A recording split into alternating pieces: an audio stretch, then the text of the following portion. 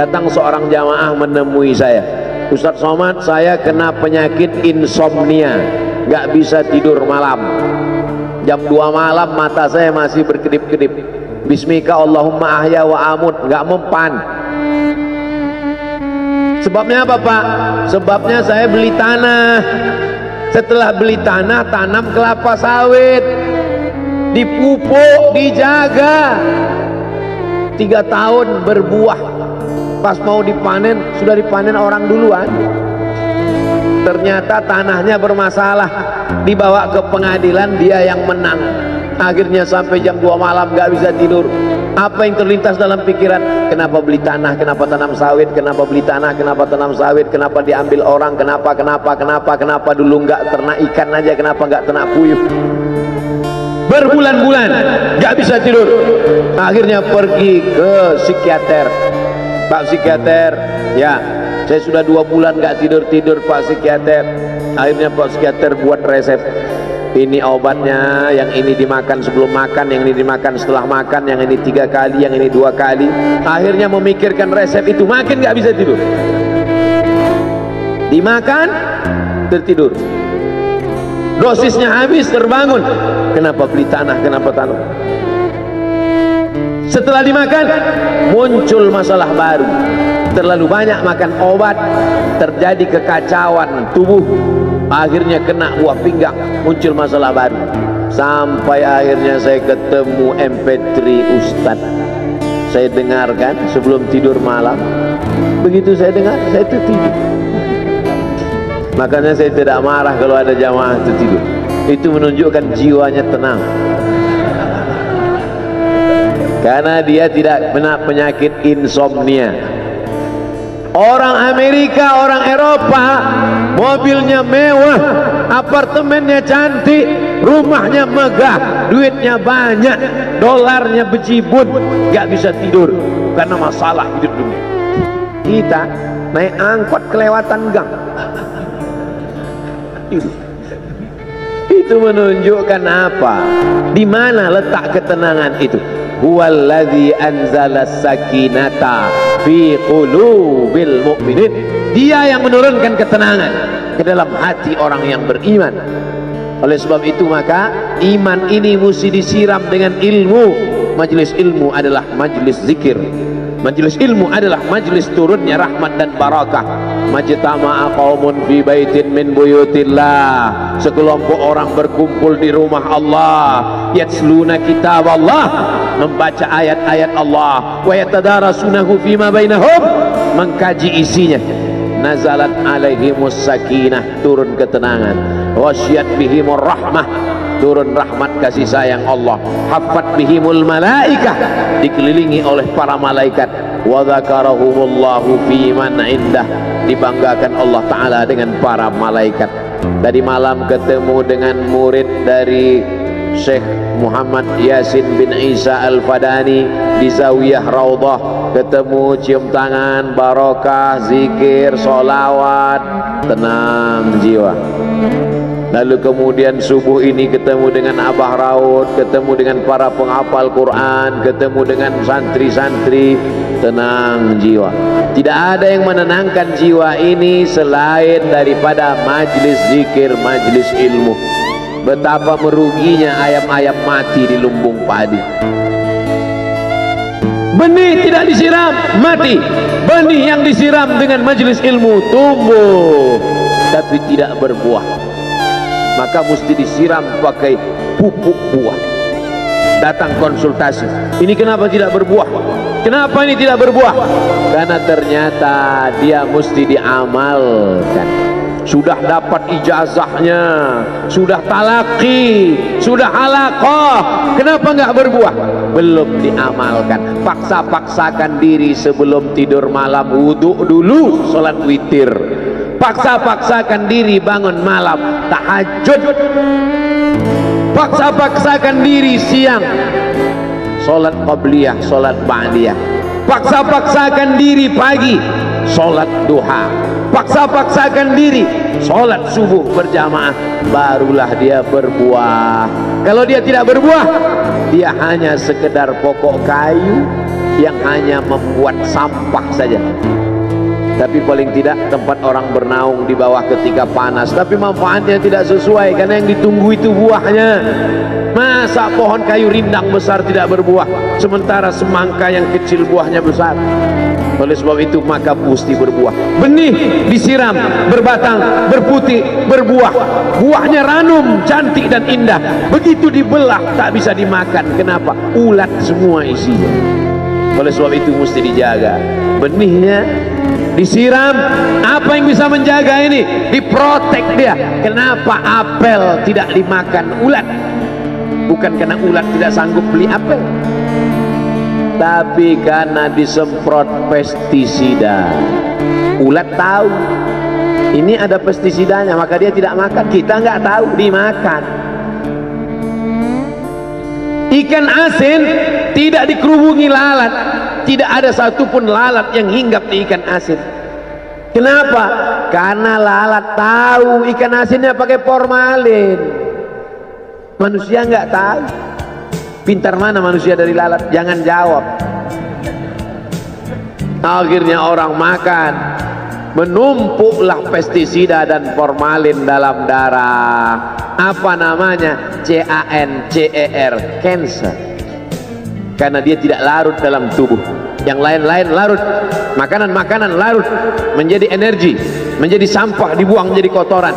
Sama seperti daun, kalau jatuh ke tanah larut menjadi pupuk, tapi plastik tidak larut, maka plastik sampah bertebaran. Oleh sebab itu maka ini mesti dijaga. Apa yang bisa menjaga buah apel supaya tidak berulat? Jagalah dia dengan ikhlas. Kamu kenapa nggak ke masjid? Saya kalau ke masjid riak, maka saya nggak ke masjid biar ikhlas. Tarkul amal li ajlin nas riak. Kata Imam Fudail bin Iyad, tarkul amal li ajlin nas riya.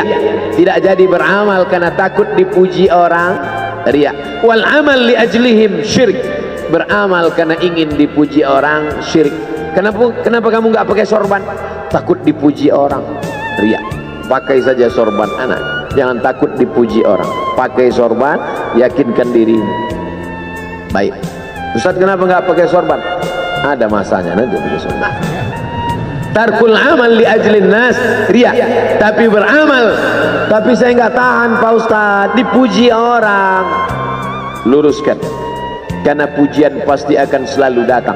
La'atiyannahum min baini aydihim wa min khalfihim wa an aymanihim wa an syama'ilihim. Datang dari depan, dari belakang, dari kanan, dari kiri, dari dalam.